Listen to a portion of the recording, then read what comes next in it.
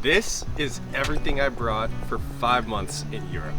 I just got back from Europe about 3 weeks ago. I spent a month in Israel, 3 months biking all around Europe, and then spent 1 month in the UK at the end. Most of Europeans, when they think of backpacking, they think of traveling on a train, going to another town, going to another country, spending a weekend, spending a week, and then going back home. Now, the type of backpacking that I was doing was more the American style, which is primitive camping in the woods, hiking long distance. Also, I was backpacking around between cities and countries. I had to kind of pack for both of those scenarios, keep it as light as possible, be very mindful of what I was packing. With all that said, let me show you what's in the pack.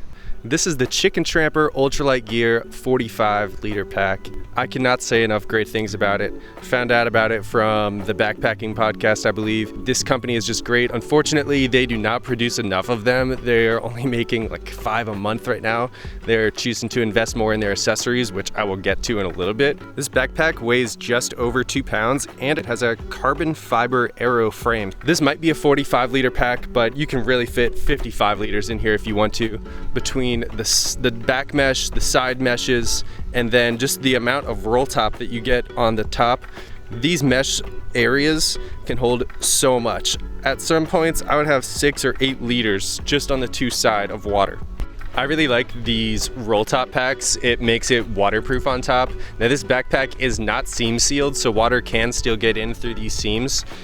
People do choose to seam seal it, but what I did is I just put a bag inside. So I put everything inside of a plastic bag, and then it was safe from the water. Usually though, I'll keep my tent on one side and then hiking poles and tent poles on the other, and then 1.5 liters on both sides as well. Then in the back here, I would keep my tarp, my fishing hat, my sandals, and the water filter. The pack has this rear piece of foam that lets you remove it, and you can actually use it as a sit pad. This is the Nemo Dragonfly 2-person tent. So starting from the left, we have the tarp, poles, and the actual tent itself. While this tent was a little bit big for my needs, when you're traveling this long, I really like to just splay all my stuff out at night, spread it all out, and feel like I actually have a little home. Otherwise, it can get kind of feeling cramped. Sometimes I was editing videos in the tent at night, and it was nice to be able to sit up and work. This whole system together probably weighs about 3.25 pounds. They make a variety of sizes. Nemo makes really high quality products. If I were to do this again, I would try to bring my bag as a carry-on, and that would include leaving a couple things at home and picking them up there. The 2 things that required me to check my bag were the hiking poles and the tent poles, and if I didn't bring those, I could have carried the bag on. It would have saved a lot of time in airports. It would have made it much easier to get around Europe. So next time I go, I will try to do this. I'm gonna get a tent that uses trekking poles instead of tent poles that it comes with, and then I'm just gonna buy the trekking poles when I get to Europe, leave them or sell them when I leave, and it will save me so much headache. Almost forgot to mention, these are the ZPacks Stakes that I used on the tent. I think all 8 of them makes it around 2.4 ounces. I did lose one in the last few weeks of my trip. These things were amazing. Some people didn't like them because they said that they bent when hit with a rock, but I hit these things pretty hard and they really stood up. The UGQ 0 degree Fahrenheit quilt. Love that thing. Another quick purchase right before the trip. Hadn't used it. It stood up so well, and if I were to do it again, I would bring a less strong quilt. I would bring something like 30 degree Fahrenheit because I never face temperatures that cold. This is the Thermarest NeoAir Xlite. This is, for years now, been one of the top ultralight sleeping pads on the market. Usually you don't expect a sleeping pad, an ultralight inflatable sleeping pad, to be durable. This thing was. It cleaned off well. I would wipe it down with washcloths every week or so. When I was traveling, sometimes my legs would still be dirty in the evening, and then I would lay down on it, it would rub off. I would wipe it off, come back clean. It has a really cool valve that when you're blowing in, it doesn't let the air back out, and it's just super easy to inflate. Super easy to deflate. This was before I had self-inflating pads, and I was like, I don't want to inflate the thing myself at the end of a day, but this thing, the lightness of it is worth it. It brings you like 2 inches off the ground. I can lay on any side, on my shoulders, anything, and I am not touching the ground, my shoulder. And then it has a pretty good R value too for its for its lightness. These are the black diamond trekking poles that I brought. They were awesome. These are some of the lightest, high quality trekking poles that you can buy. I believe that they are made of carbon fiber. They've got cork handles, which this is probably the thing that people complain about these the most on. They get kind of dirty after you sweat in them. I was doing some climbs where I'd have to like reach off and grab the dirt and then grab these again. They get dirty. People said they got smelly. Mine have not yet, but these were extremely durable and they feel like they will last for a while to come.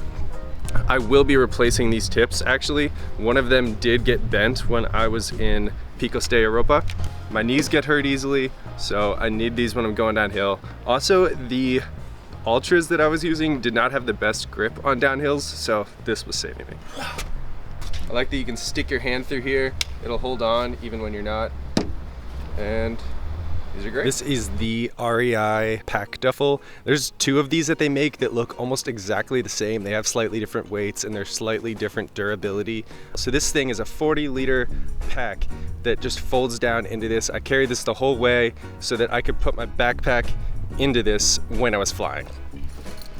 One thing I really like about this duffel is that it does allow you to push the zipper in and then put a lock on here, so I would lock this when I was flying. This is the men's Torrid jacket custom. Just read it off the website from Enlightened Equipment. This is gonna be a top item on my list. Might be my favorite item. Wore this thing more than half of the days on the trip. Wore it in the mornings, wore it in the evenings, wore it when I was sleeping.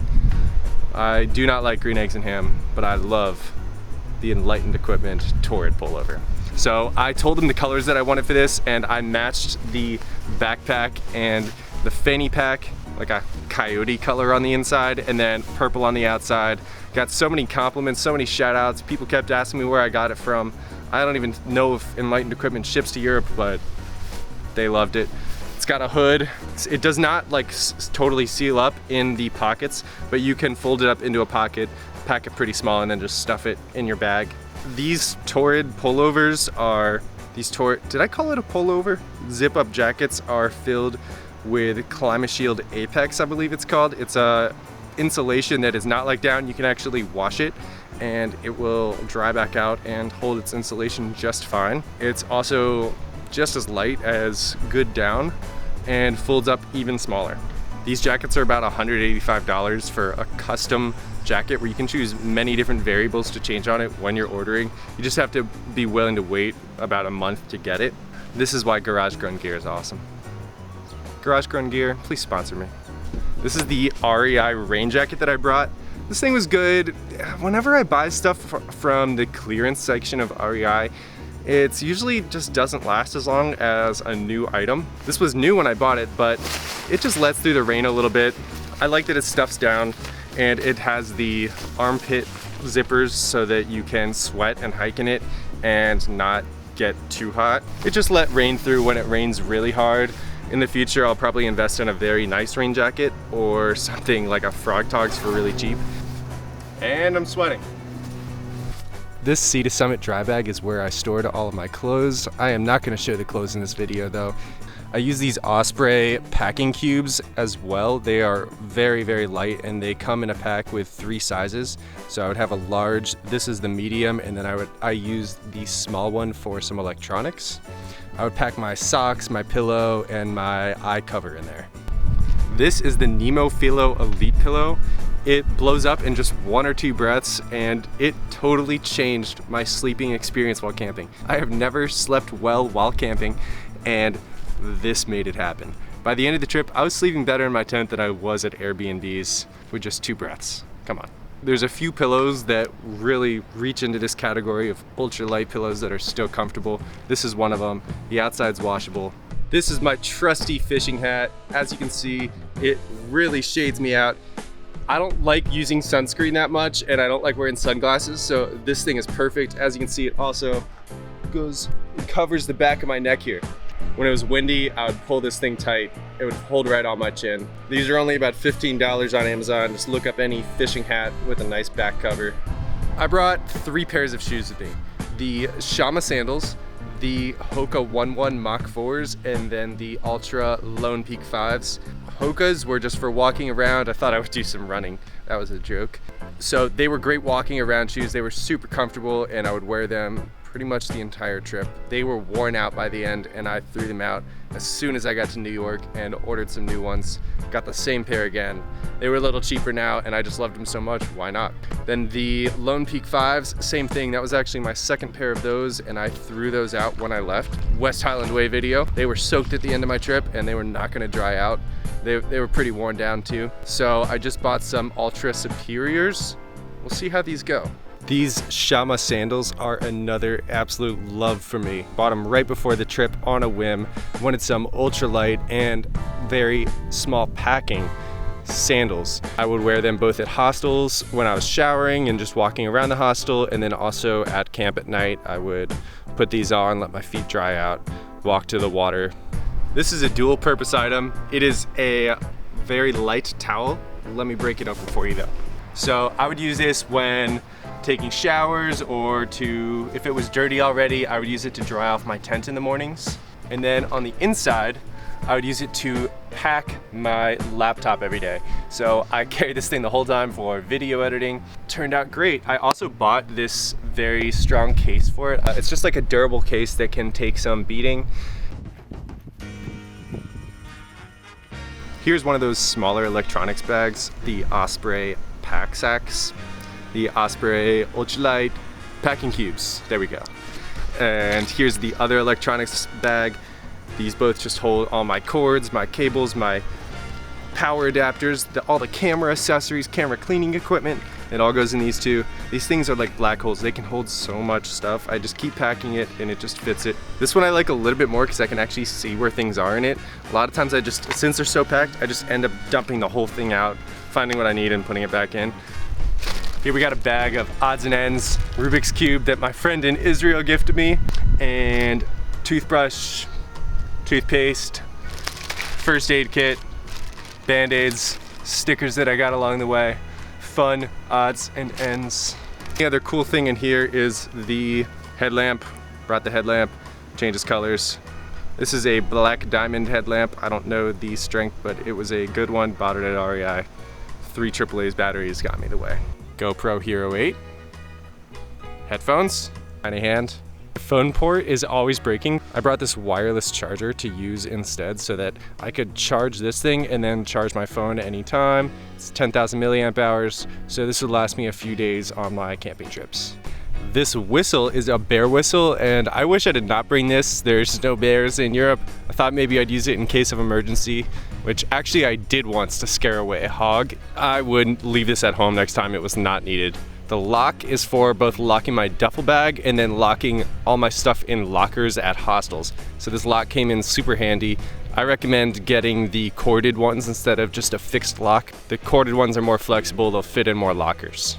If you do want to use it on a flight, you need to make sure that you get a TSA checked lock. Final things on the outside of the pack, the poop trowel, which I used like once, and then the water filter, which I also used only about once. Everywhere in Europe when I was backpacking just had water coming out of the ground or coming out of the side of a mountain. I didn't really need to filter water that much. Quick tip on the Sawyers, if you are going to bring this thing on a flight, you should bring it as a carry-on. Down where the bags are, it can get below freezing, and the membrane, the reverse osmosis membrane in the Sawyers breaks when it freezes. Oh, did you say something?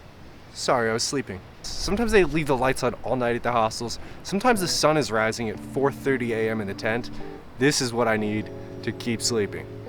These are the Patagonia pants that I brought. I could not be looking like a hobo every day, so sometimes when I was going to a restaurant or something, I would wear these pants, or if it was really cold. It did stink to bring around heavy pants with me, but sometimes it's just necessary. This is the Osprey stuff sack backpack. This thing is about 18 liters when it pulls out, and it only weighs like 3 ounces. This was my carry-on. I would put my laptop and my camera and everything into this when I would fly, and then everything else would go checked bag. Also, sometimes my pack was just so full that it was nice to use this as a front pack. I'd put my laptop and camera in here, wear it on the front, wear my backpack on the back, walk around town, get to where I was going. This was also my daily driver. If I had my backpack and I was staying at a hostel, I would leave the backpack and everything in the locker and just carry this around town, camera, a little bit of food, go pick up food at the grocery store, put it in this. My one complaint about this backpack is that these shoulder straps, when there's a lot of stuff in here, get pretty uncomfortable, but that's both a problem of me putting too much stuff in and this backpack just being so light. That's something that they had to give up. There can't be much padding on the shoulders. This is the MSR Pocket Rocket. This thing is one of the lightest and highest quality igniters, stoves, highest quality stoves that you can get right now. It's Pocket Rocket, boom.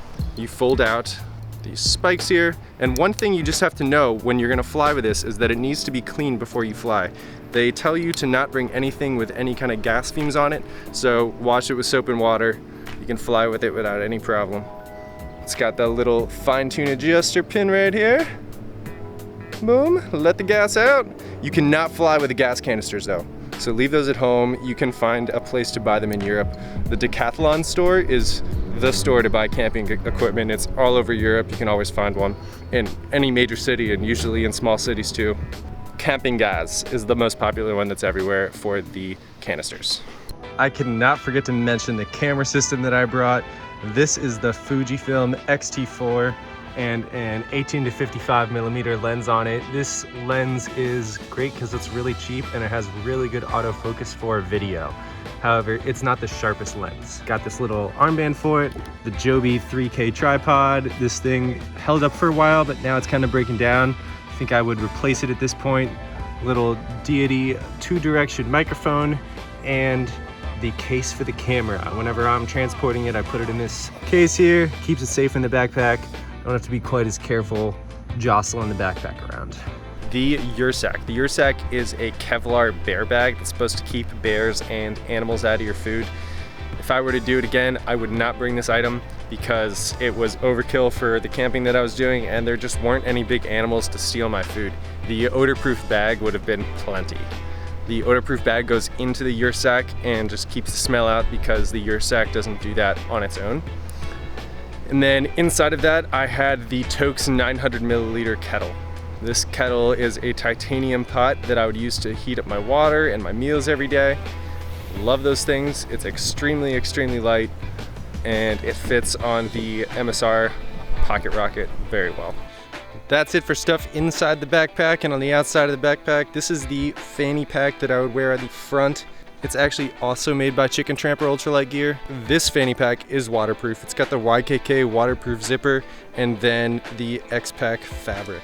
I really like that it can connect both to the backpack and that I can disconnect it and just carry it around. It's nice carrying a liter of weight in the front of you. You can put some heavy stuff in it. I put my need to quickly access GoPro, passport, cash in here. Just really fits a lot and it was extremely durable. So the Garmin Mini. This is the Garmin Inreach Mini. It is very, very lightweight and you can use it to both text message people and then also call for SOS if you are in an emergency. The battery life on this thing's great. It lasts about 10 days. You can even send GPS coordinates if you need to. The plans are a bit pricey, especially if you don't use it too often. You can be paying $15 a month with like a $35 a year extra fee, but the plans go up to $50 a month. This one is the older version that has a mini USB port, but the new ones have a USB-C port, and they don't have too many upgrades besides that.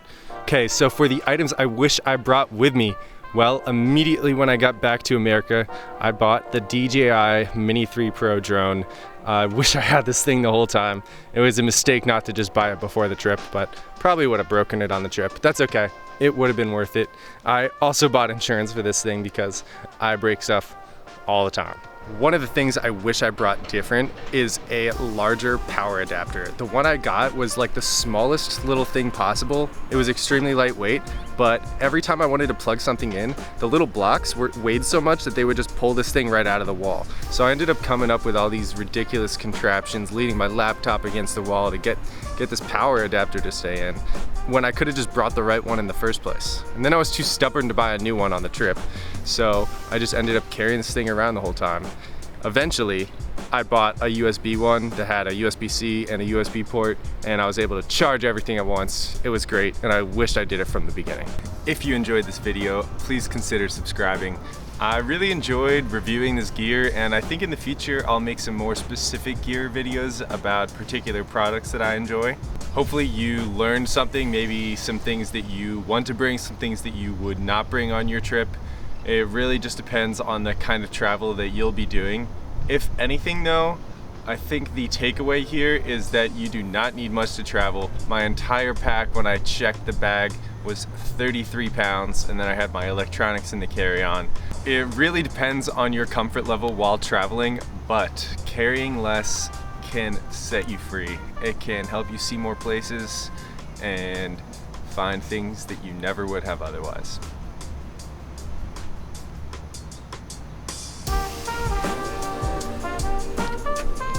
Boom, let the gas out.